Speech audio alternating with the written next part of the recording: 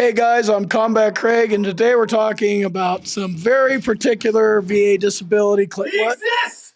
The bunker exists! And I found it! Who's this guy?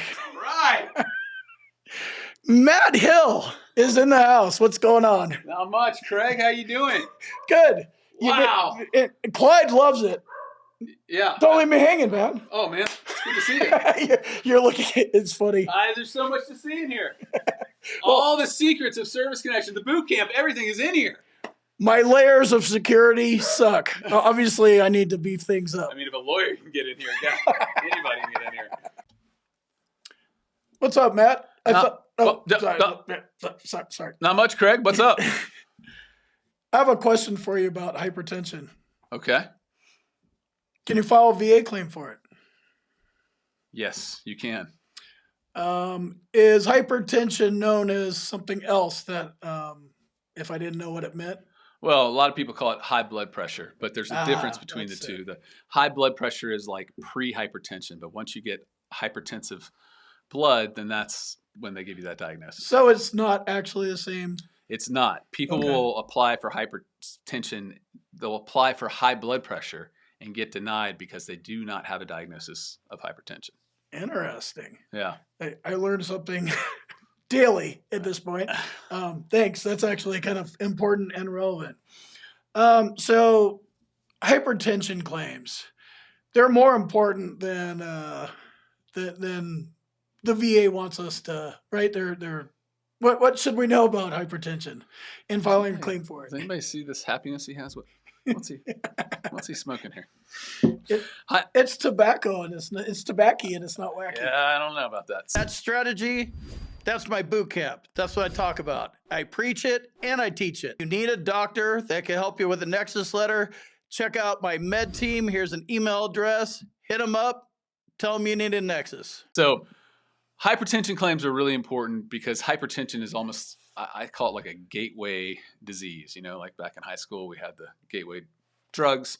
This is a gateway disease in that if you get rated for hypertension, you're most likely going to be rated 0%, maybe 10%, 20% is super high. But the thing with hypertension is it is destroying your arteries. It's destroying you from the inside out, and it causes catastrophic secondary conditions. So chronic heart failure, you've got chronic kidney disease, you've got strokes, you've got hypertensive heart disease, you've got diabetes. These are all horrible diseases that can be caused by and secondary to hypertension.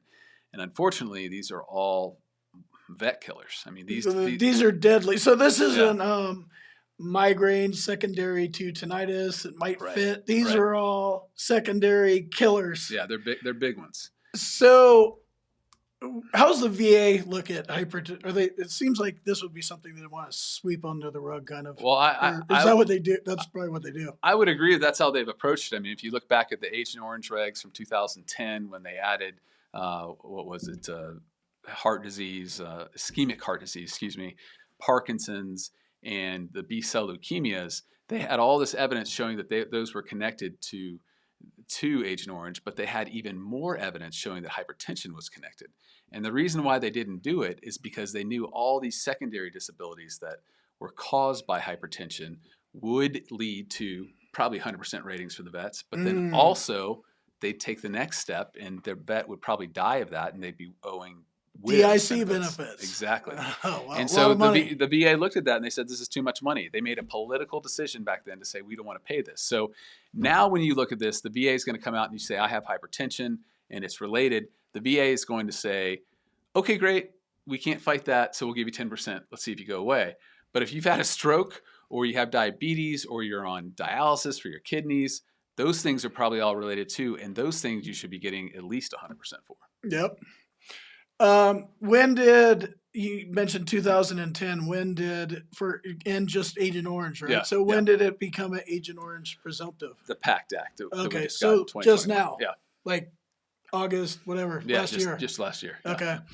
Where else, other than Agent Orange, where else does it show up as a presumptive if anywhere? It's not part of, like, does it go for veterans? Well, with the PACT Act, it shows up there, but otherwise it does? doesn't. Yeah, it doesn't Okay. show up as a presumptive. But it can be caused by anxiety. It can actually be caused by sleep apnea as well. Now we're getting back into, so that's Oh, where it house is for calls, right. presumptive Right, under right, PACT Act. So now we're old school again. We're old school. You have hypertension, you file it, you prove Right. it with medical evidence, nexus, Right. The diagnosis. direct service connection, sure, or the secondary. So if you do manage to get service connection and you have these other gnarly things that are going to kill you or do kill you. That's a medical term, by the way, gnarly things. Gnarly with a G.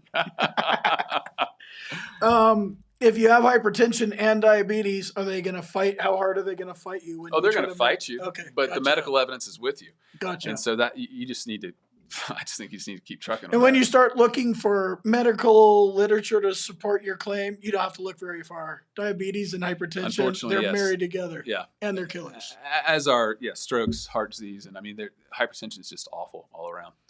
They don't advertise that very well. No, they don't. Because again, That strategy, that's my boot camp. That's what I talk about. I preach it and I teach it. You need a doctor that can help you with a Nexus letter. Check out my med team. Here's an email address. Hit them up. Tell them you need a Nexus. it's big money. If they can get away with just giving you service connection for 10%, what is that? $150 a month? Yep. Versus, if you put in these secondary conditions, you're probably at 100, which is $3,500 a month. I mean, they just saved themselves some serious money. Yep. They do it all day long. And then, since you kind of mentioned it, how's the DIC component actually work? So if you can show that the veteran died, his primary cause of death or a contributory cause of death was due to the service-connected disability, then the veteran can get, the veteran's spouse or widow can get benefits. So, with hypertension, they might not say, oh, because he had hypertension, he died, but they could say, oh, he had a stroke and that's why he died. Well, why do you have the stroke? Do we need to get in? I have questions. I die. You die. Sounds like I need to get in and make sure the coroner's doing their job right. Well, usually by the time I see the case, we can't do that. But I'm probably not going to care a whole lot. Yeah, if you're dead. Yeah, you're probably not. Yeah. But the coroner's supposed to put primary and any contributory causes on there. Now, the VA... You said supposed to. I don't like that either. Well, anyway, it's coroners. You never know. There's no universal deal. Coroner, But even if they don't put that, it's not going to limit you on your claim. You can still prove above and beyond. If they do put it, that's pretty powerful evidence. What DIC benefits, do you happen to know what those are off the top of your head? Price? It's similar to service-connected compensation, and that's a monthly benefit. It's about $1,200. We just had a pretty big increase, so it could be $1,300 a month. So or that's now. substantial. Yeah. So if it's service-connected, they get TRICARE. So that's also substantial as well, or CHAMP VA, excuse me. For your TRICARE. spouse. Yeah. Okay. Oh, okay. So it's like being P&T, that CHAMP VA. Exactly. Okay. Huh. Interesting. All right. Anything else? Hypertension's a big one. I'm kind of downplaying a little bit because my voice is hoarse and we just shot a couple videos. Anything else about hypertension that we should know about? No, just don't let them underrate you. That's what I would say. No, that's probably the biggest thing. And so, what about the pills? The medications, that's probably worth talking about. Well, for hypertension or any other disability, if you're taking medication that causes another disability, well, that's a secondary disability. Well, okay, so I have hypertension, but I take blood pressure meds to keep the number down. Right. I go into my CNP exam and I'm only at this number. Should I be not taking my meds so my actual number is revealed? Not a good idea because I'll probably be dead by the time I show up. Right. No, you take your meds because Right. they consider medication in there. If it's okay, medically so controlled. it is considered. Yeah. Blindly, or that sounds like another rabbit hole. Yeah. Could be. Yeah. It will in the diagnostic code. Okay. It's supposed to be considered. Okay. So take your meds. It's factored in. Right. Not like that for every single disability. This one it No. is. Right. Thank you very much. Good to be here, Craig. You have a great day. All right. Bye. Bye.